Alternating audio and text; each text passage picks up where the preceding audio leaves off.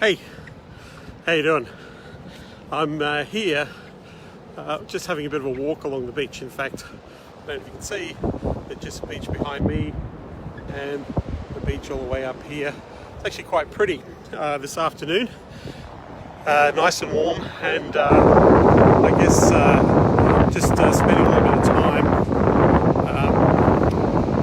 enjoying my home country and my home beach,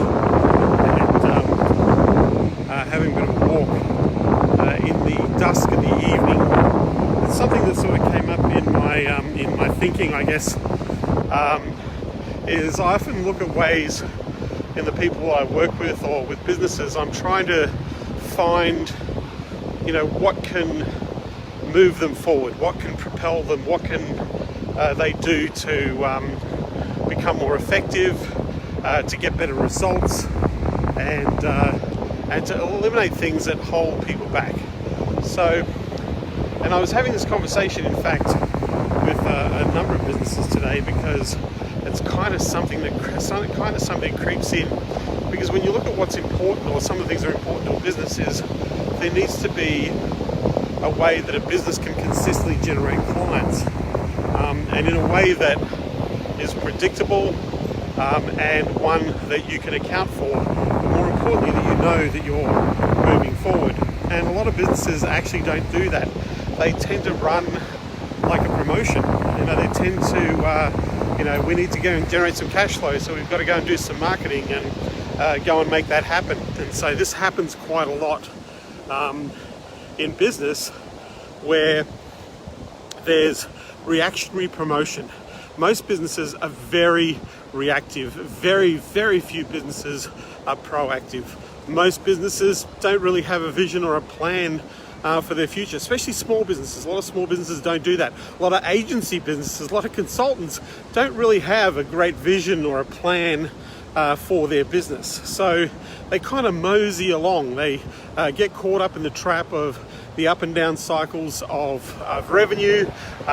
There is moments where they get focused and they bring in the revenue, the cash flow, work on the projects, and all of a sudden find themselves that projects end, clients churn, and move on. And so thinking about all of this and thinking about how businesses behave, there's a thing, I guess, in the back of my mind, thinking that what are three insidious things that kind of hold people back, and why do we allow either one of these three things or all of these three things to have an impact on our business? And so the first one is procrastination. And I found myself many times in situations of procrastinating, and not for the intent of wanting to, either wasting time or to dawdle or to, go down a rabbit hole or to be attracted by a bright and shiny object. Part of it can come from the lack of clarity. Part of it can come from not getting back to the core of what's important, and perhaps taking a step out of the vision that you have for your business. And part of this also contributes to overwhelm. It's much easier to be distracted by things that you feel that are contributing, but ultimately they're not really doing anything. What you're doing is you're placating time on meaningful things, and you justify them in your mind that this thing might be valuable, or this thing might be important, or this thing that I'm doing is going to help me somehow. And that's the illusion or the excuse that we use to explain away those moments where we actually have procrastinated. And so I used to have this funny thing where I talk about it in events. How do we eliminate procrastination? How can we not procrastinate, right? And I said there's an easy fix. And here's the easy fix on how to eliminate procrastination forever. What you want to do is, when you find yourself going down the rabbit hole, when you find yourself that you're about to waste some time, when you find yourself that you're going to be doing a little bit of consumption, a bit of learning that doesn't really benefit you in some way, but it stores some information out there, but we have a lot of information, and most people, I find, that consume information become knowledgeable derelicts because they don't actually take any action or implement on the knowledge that they're bringing into their cerebral cortex, right? So procrastination, how do we eliminate it? Fastest way and easiest way to eliminate procrastination forever is that in that moment when you find yourself about to procrastinate, whatever it is that you're about to procrastinate on or with, put that off for another time. Procrastinate on procrastination and get back to what's important. Now, I'm not saying that moodling, you shouldn't have moodle time or doodle time or downtime. Definitely not. But if you've got an intention to do well, if you want to grow a great business, and you want to have that business provide you with your aspirations, then you're going to have to be consistent in your focus, your actions, and also, more importantly, the activities that are going to get the best possible results. So procrastination is the first insidious thing that one can hold us up, pull us back, and keep us, or allowing ourselves to keep us from having or doing the things that we want to experience, whether that be in life or whether that be in business. So the solution is procrastinate on procrastination. The second insidious thing that kind of stops people, holds people back, is this idea of perfectionism. Now, I was recently brought to my attention that perfectionism is something that can cause, if you allow that to become a consistent, regular theme in the way that you operate, that you have to have things have to be perfect. It's got to be the best, or we can't just put it out there. Or we've got to get all our ducks in a row, and those ducks have got to be perfect before we go and launch our funnel, our ad campaign, or do anything. And so part of this thing, and where social media and all the influences of what this idea of perfectionism really is, ultimately creates an enormous amount of stress, frustration. I have this idea of perfectionism. Got to get it right. It's got to be perfect. You can't just release it like it is, right? And so through and understanding that can create pressure, that can also create stress, and also it can spiral you into some unhealthy situations, whether that be depression or a form of mental illness. So perfection, a friend of mine, Mike Rhodes, who is the co-author with Perry Marshall of The Ultimate AdWords Guide, said to me quite a few years ago, he said, 80% of your perfection, or your perfect, John, is 100% of somebody else's perfect. So what Mike was trying to tell me is that you've just got to get it out there and ship it, right? If you've been working on it and you've got the idea and the model and you've got the makings, ship it, get it out there into the marketplace, get the feedback so that you can make adjustments, you can grow, because 80% of your perfect is 100% of somebody else's perfection or perfect. So perfectionism is another thing that holds us back, and it's very easy to utilize it as an excuse for ourselves.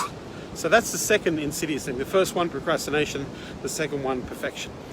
And the last one happens with a lot of people. It's essentially paralysis by analysis.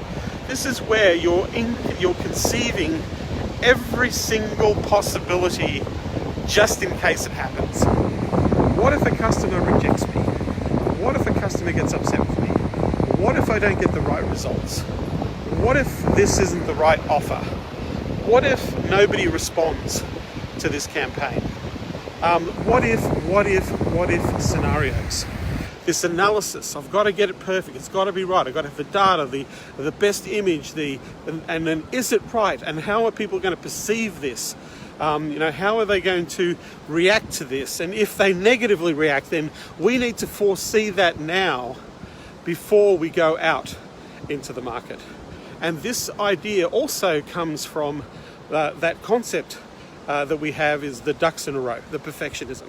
So analysis by paralysis, it's never going to be perfect. It's never going to, the temperature, the tides, the weather, the circumstances, the geopolitical situation is never going to be perfect. And a friend of mine reminded me of this not so long ago. I feel like I've got lots of friends who remind me of stuff. But a friend of mine reminded me of this idea. And he said, John, when you look at a long road and there's a whole bunch of traffic lights, are all the traffic lights green? Do they all line up perfectly? Do you wait to drive your car down that road when every single light is green? Or do you just drive? Do you just go? And you're going to stop and you're going to go because there's going to be red lights and green lights and amber lights along the way. It's never going to be laid out perfectly for you. It's never going to be the right circumstances. The thing is you just want to get out there and you just want to go for it and do it, because you've got to get back to this idea of what's important to you. What is important to you? Why is that important to you?